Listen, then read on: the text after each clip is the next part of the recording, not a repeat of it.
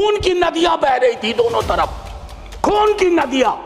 मंदिर में गाय काट के फेंकी जा रही थी, मस्जिद में सूअर फेंके जा रहे थे। उस दौर में एक ऐसे देश के निर्माण का संकल्प, गलतियां हुई होंगी, अब विलन क्यों बनाते हो भाई? सर, ग्राउंड फ्लोर बनाने में सबसे ज्यादा मेहनत लगती है, नींव है वो। नेहरू और अंबेडकर, पटेल, आजाद ने नींव डाली।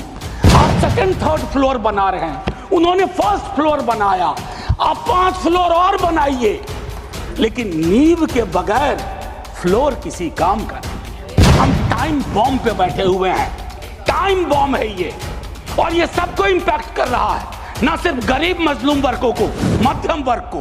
अब खुदाई चल रही है इस देश में, कई जगह खोदे जा रहे हैं। एक खुदाई हम सब सांसद मिलके करें। वो जो सेप्टिक टैंक और सीवर में उतर करके जहरीली गैस से मरने वाले लोग, ये कौन है? ये हम एक हैं तो सेफ है में नहीं आते। इस देश में नाम और सरनेम से भी चीजें तय होती हैं। खालिद नाम है, जेल में रहोगे, सुनवाई नहीं होगी। हैदर नाम है, मीरान हैदर, नहीं सुनवाई होगी। इमाम नाम है, सर्जिल इमाम, नहीं होगा। गुलफिशा होगी, नहीं होगा। अगर हम संविधान दिवस मना रहे हैं, क्या फ्रीडम के बारे में नहीं बात होनी चाहिए? दोनों तरफ ऐसी बातें हो रही हैं, मेरी कमीज सफेद, तुम्हारी कमीज गदली। अरे साहब, संविधान की कमीज देख लो, वो गदला ना हो, उस पे दाग ना पड़े। ये हमारा दायित्व होना चाहिए। आज से 25 वर्ष बाद मैं इस सदन में नहीं होऊंगा, हम में से बहुत लोग नहीं होंगे। जब 100 साल पे चर्चा हो रही होगी, बहुत चर्चा होगी, लोग विश्लेषण करेंगे, जैसे आज हम करते हैं कि नेहरू को यह करना चाहिए था, नेहरू ने वो नहीं किया। 100 साल बाद कोई आपके बारे में टिप्पणी करे, मैं जीवित नहीं रहूं, संभवतः मैं सदन में नहीं रहूंगा, लेकिन वो भी अच्छा नहीं लगेगा सर, अशोभनीय लगेगा। टाइम मशीन नहीं है सर, नहीं तो मैं अपने सारे साथियों को 47-46 ले जाता। खून की नदियां बह रही थी दोनों तरफ, खून की नदियां। मंदिर में गाय काट के फेंकी जा रही थी, मस्जिद में सूअर फेंके जा रहे थे। उस दौर में एक ऐसे देश के निर्माण का संकल्प, गलतियां हुई होंगी, अब विलन क्यों बनाते हो भाई? विलन मत बनाओ, आपसे भी गलतियां होती हैं, हमसे हुई हैं। मैं सिर्फ इतना कहता हूं माननीय उपसभापति महोदय, कि जब हम तबसरा करते हैं इस तरह के नेताओं पे, तो हम भूल जाते हैं 47 में इस देश की क्या हालत है। सर, आपने घर बनाया हो, मैंने नहीं बनाया अभी तक, मेरे पिता ने बनाया। सर, ग्राउंड फ्लोर बनाने में सबसे ज्यादा मेहनत लगती है, नींव है वो। नेहरू और अंबेडकर, पटेल, आजाद ने नींव डाली। आप सेकंड थर्ड फ्लोर बना रहे हैं, उन्होंने फर्स्ट फ्लोर बनाया, आप 5 फ्लोर और बनाइए, लेकिन नींव के बगैर फ्लोर किसी काम का नहीं। ये याद रहना चाहिए सर। माननीय उपसभापति महोदय, हमारे प्रधानमंत्री जी, भाजपा के कई साथी, और चूंकि ये संविधान की डायरेक्टिव प्रिंसिपल्स में है कि यूनिफॉर्म सिविल कोड, सर मैंने विस्तार से अध्ययन किया है, नड्डा साहब ने भी अध्ययन किया होगा, तमाम साथियों ने।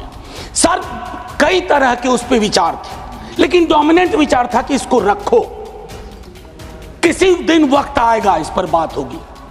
सर, 44 आर्टिकल, जो कि ड्राफ्ट में 35 था, उससे पूर्व आर्टिकल 39 क्लॉज सी है sir, about concentration of wealth. Income inequality का इस देश में जो आलम है, हम टाइम बॉम्ब पे बैठे हुए हैं, टाइम बॉम्ब है ये, और ये सबको इंपैक्ट कर रहा है, ना सिर्फ गरीब मजलूम वर्गों को, मध्यम वर्ग को। अभी हालिया रिपोर्ट आई कि प्रॉफिट मेकिंग कंपनीज, लेकिन उनकी प्रॉफिट का एम्प्लॉय के सैलरी में कोई रिफ्लेक्शन नहीं है सर। रिलेटिव डिप्रीवेशन का जन्म हो रहा है। 44 तक पहुंचिए यूनिफॉर्म सिविल कोड तक, लेकिन रास्ते में एक मील का पत्थर है, आर्टिकल 39C। वहां रुकिए, ठहरिए, सोचिए कि इसको, क्योंकि अंबेडकर साहब को आप कोट कर रहे थे सोशलिज्म के बारे में, कि वो कहते थे कि वो तो रचा बसा है, सेक्युलरिज्म रचा बसा, मानता हूं, लेकिन उन्होंने नेशनलाइजेशन ऑफ लैंड और इंडस्ट्री की भी बात की थी। मैं उसकी पैरोकारी आज के दौर में नहीं कर रहा हूं, लेकिन ये जरूर कहूंगा कि प्राइवेट प्लेयर्स ऐसे ना हो जाएं कि एक को चादर से ढकने के चक्कर में पूरा देश नग्न सच्चाई से रूबरू होता रहे। ये नहीं होना चाहिए। अब सर, मैं एक बात कहता हूं, आज जब मैं यहां बोल रहा हूं, इस देश के किसी न किसी कोने में सीवर से एक आध डेथ हो चुकी होगी। सीवर में उतर करके खुदाई चल रही है इस देश में, कई जगह खोदे जा रहे हैं। एक खुदाई हम सब सांसद मिलके करें। वो जो सेप्टिक टैंक और सीवर में उतर करके जहरीली गैस से मरने वाले लोग, ये कौन है?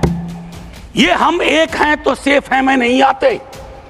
ये हमारे हिस्सा नहीं है, इसी समाज का हिस्सा है। हाँ, ये अव्वल बात है कि हमारी जातिगत सीढ़ी नुमा पदानुक्रम में वो नीचे आते हैं, उनके उन पर गौर थोड़ा हम कम करते हैं। ये नहीं होना चाहिए। और मैं समझता हूं कि फ्रीडम की जब बात हो तो हम मूल्यांकन करें।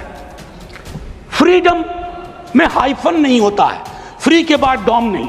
जैसे जॉर्ज ऑरवेल की किताब में था, all animals are equal but some animals are more equal than others.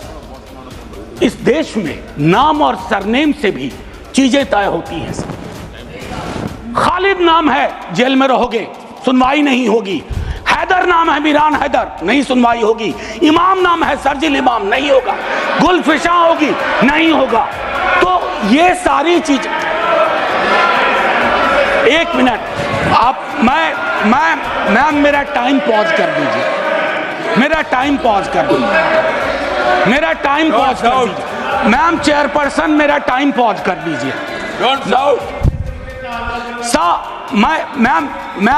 Ma'am मैं सिर्फ इतना कहना चाहता हूं, अभी यहां बोल रहा हूं, मूलवासी बचाओ संघ मंच है छत्तीसगढ़ में, अनलॉफुल बना देते हैं आप। अरे कोई तो तौर तरीका हो। किसान विरोध करे, देशद्रोही है। विद्यार्थी विरोध करें, नौकरी के लिए नौकरी मांग रहे हैं आपसे, और कुछ तो नौकरी भी नहीं मांग रहे हैं, परीक्षा समय पर कराने की मांग कर रहे हैं। आप कह रहे हो अराजक हैं, नक्सल हैं। ये जो शब्दावली लेकर के, विशेषण लेकर के आप घूमते हैं, इससे थोड़ा बाज आइए।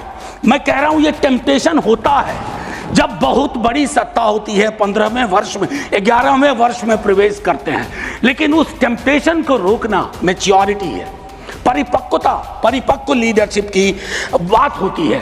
वैकल्पिक विकास की कोई मांग आपसे करेगा तो आप कहोगे नक्सली है। अब मैम चेयरपर्सन, एक और चीज कहना चाहता हूं। मैं पीड़ा साझा करता हूं बांग्लादेश में जो हो रहा है, साझा करता हूं पीड़ा। 71 के बारे में पढ़ा था, अभी देख रहा हूं। लेकिन मैम मैं महात्मा गांधी पर जाना चाहता हूं। नोआखली में जब देश आजादी का जश्न मना रहा था, महात्मा गांधी नोआखली में दर दर भटक रहे थे, restoration of peace and normality. वो दौर था। उन्होंने एक बात कही थी, आज का दक्षिण एशिया है जिससे पाकिस्तान और बांग्लादेश निकला है, हमें इस बात का स्मरण करना होगा कि हमारी भूमिका सबसे बड़ी है। हम बड़े भाई वाली शब्दावली का इस्तेमाल नहीं करेंगे। We are the largest and the oldest democracy. बाकी में डेमोक्रेसी कैजुअलिटी हुई है पाकिस्तान और बांग्लादेश में, संविधान तक नहीं आया। लेकिन हम अपनी अकलियत के साथ कैसा व्यवहार करते हैं, तो हम कह पाते बांग्लादेश को, learn from us, to Pakistan, learn from us, this is how we treat. लेकिन हमारा रिपोर्ट कार्ड, अगर उसमें कमियां रहती है, मैं Sit down. Sit down. Sit down. Ma'am, chairperson, my time should be paused. Sit down. My time should be paused.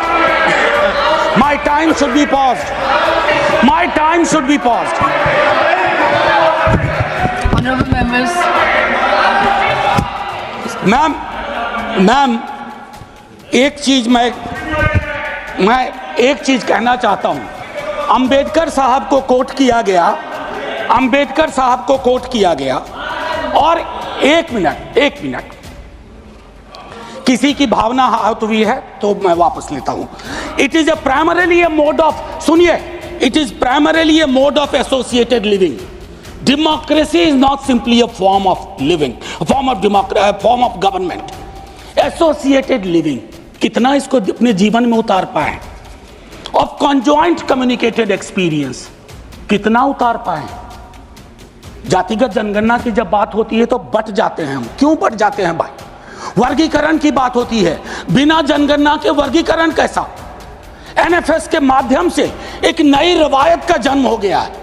एक OBC की लिस्ट में क्रीमी लेयर के इंटरप्रिटेशन के लिए आप राज्यों की समकक्षता इक्विवेलेंस को एक ऑर्डर के माध्यम से छुपा देते हैं। आपका दोष नहीं भी दूंगा, कहूंगा कि अधिकारी वर्ग के अंदर अभी भी वो मानस है कि वो रिप्रेजेंटेशन से परेशान होता है, चिढ़ता है, उसको लगता है ये यहां कहां आ गए। अभी बिहार में सर्वेक्षण हुआ, कई लोगों ने कहा हम तो इतने कम नहीं हो सकते। विजिबिलिटी और न्यूमेरिकल स्ट्रेंथ में फर्क होता है। विजिबल आप इसलिए अपने को समझते हैं ज्यादा कि आप न्यायालय में हैं, आप विद्यालय में हैं, आप सड़क पे हैं, आप चौक पे हैं, आप चौराहे में हैं, तो आपको लगता हम तो बहुत, हमें कम क्यों दिखाया गया? उसके इस रिश्ते को हम सबको समझना होगा। मैम चेयरपर्सन, और जो मैंने कहा conjoint experience and associated living. Together with that, I'll take you for a minute to what Jawaharlal ji said in the beginning of objective resolution. उन्होंने कहा, और मैं हिंदी में तर्जुमा करता हूं, कि आज जब मैं यहां खड़ा हूं तो 5000 साल का अतीत मेरे सामने खड़ा है। मैं अभिभूत भी हूं, लेकिन मेरी चिंताएं भी हैं। इन चिंताओं और अभिभूत होने के बीच किस तरह के राष्ट्र का हम निर्माण करेंगे इस संविधान सभा के माध्यम से, मैं इस चुनौती को स्वीकार करता हूं अपने साथियों के साथ। और देन ही mentioned oath of tennis court. मैंने इस सदन में एक दिन कहा था कि 1789 के रेवोल्यूशन के बाद जहां से लिबर्टी, इक्वालिटी, फ्रैटर्निटी आया, जवाहरलाल जी ने कहा तब के बादशाह ने वहां कमरे बंद करवा दिए कि कॉन्स्टिट्यूएंट असेंबली नहीं बैठ सकती है। एक कमरे से दूसरा कमरा, दूसरे कमरे से बरामदा, और आखिर में टेनिस कोर्ट में पूरी की पूरी असेंबली बैठी और ओथ लिया। उसको कहते हैं ओथ ऑफ टेनिस कोर्ट। उन्होंने क्यों यह उदाहरण दिया कि हमारी डेमोक्रेसी में भी कभी इस तरह के चैलेंज आ जाए तो संसद इमारत की मोहताज नहीं होगी। संसदीय लोकतंत्र इमारत की मोहताज नहीं होगी, वो इबारत देखेगी। और इबारत और इमारत में फर्क है। मैम आज मैंने कहा था हट करूंगा, 1.5 से 2 मिनट और चाहिए। अब मैंने कहा कि वन नेशन वन इलेक्शन की बात हो रही है, उस पर विस्तार से बोलूंगा। जिस दिन अगर आया, अगर सिलेक्ट कमेटी को गया तो अलग बात है। लेकिन मैम इस देश में वन नेशन वन इलेक्शन था। नड्डा साहब ने कहा, मैं मानता हूं कई दफा क्या होता है जब आप कोट करते हैं, हमारी यूनिवर्सिटी में कहते हैं कि सेमी कोलोन के बाद किसी को कोट मत करो, उसको हम लोग कहते हैं पुअर साइटेशन, कि किसी को कोट किया। जैसे आपको उदाहरण के लिए मैम 30 सेकंड में, कि मार्क्स ने कहा religion is the opium for masses, ऐसा कभी नहीं कहा मार्क्स ने। वो सेमी कोलन के बाद का एक सेंटेंस था, उन्होंने ये कहा is the Sai of oppressed, लेकिन सेमी कोलन के बाद का उठा करके कहा रहे रिलीजन के तो खिलाफ थे कार्ल मार्क्स। तो उसी तरह से साइटेशन के साथ दिक्कत है। मैं सिर्फ इतना कहना चाहता हूं, वन नेशन की वो साइकिल टूटी थी। वन नेशन वन इलेक्शन की साइकिल 60s मिड 60s में टूटी। आज क्या गारंटी है हम कैसे अगले चुनाव तक ले जाएंगे? Will it be a proxy governance? Then it won't it undermine the idea of will of the people? मैं समझता हूं कि इस पर विशद चर्चा हो और तभी जाकर के एक बस अभी तो 33 सेकंड लिया है, 1 मिनट और दे दीजिए। मैम चेयरपर्सन, तारतम्य तो थोड़ा टूट जाता है, फिर भी अपनी एक बात कह के खत्म करूंगा। बाबा साहब भीमराव अंबेडकर के बचपने का एक छोटा किस्सा। क्लासरूम में बैठे हुए थे सबसे पीछे, शिक्षक ने कहा चूंकि मैथमेटिक्स में बहुत अच्छे थे, आओ इसको हल करो। ज्यों ही वो बोर्ड की तरफ बढ़े, जितने कास्ट हिंदू अपर कास्ट के लोग थे वो दौड़ के बोर्ड के पास गए, क्योंकि बोर्ड के पीछे उनका टिफिन बॉक्स था। उनको लगा ये पोल्यूट हो जाएगा। मैम आज वो मान्यताएं नहीं हैं, लेकिन पोल्यूशन प्योरिटी की नई मान्यताएं आ गई हैं, एक्सक्लूजन की नई मान्यताएं आ गई हैं। और आखिरी में ऑस्विज एक जगह थी पोलैंड में, जहां जिसको सिर्फ गैस चैम्बर से मत समझिए। ऑस्विज के बनने में सालों की नफरत और घृणा थी, जिसका अंजाम ना सिर्फ जर्मनी में भुगता गया, पूरी दुनिया ने। तो ये नफरत घृणा, इस पर लगाम लगे ना तो हर मोहल्ले में ऑस्विज होगा। और आखिर में मैम, मैं आज जद पे अगर हूं, निशाने पे, मैं आज जद पे अगर हूं तो बदगुमान न हो, चिराग सबके बुझेंगे, ऐसी हवा किसी की नहीं होती। शुक्रिया मैम, जय हिंद।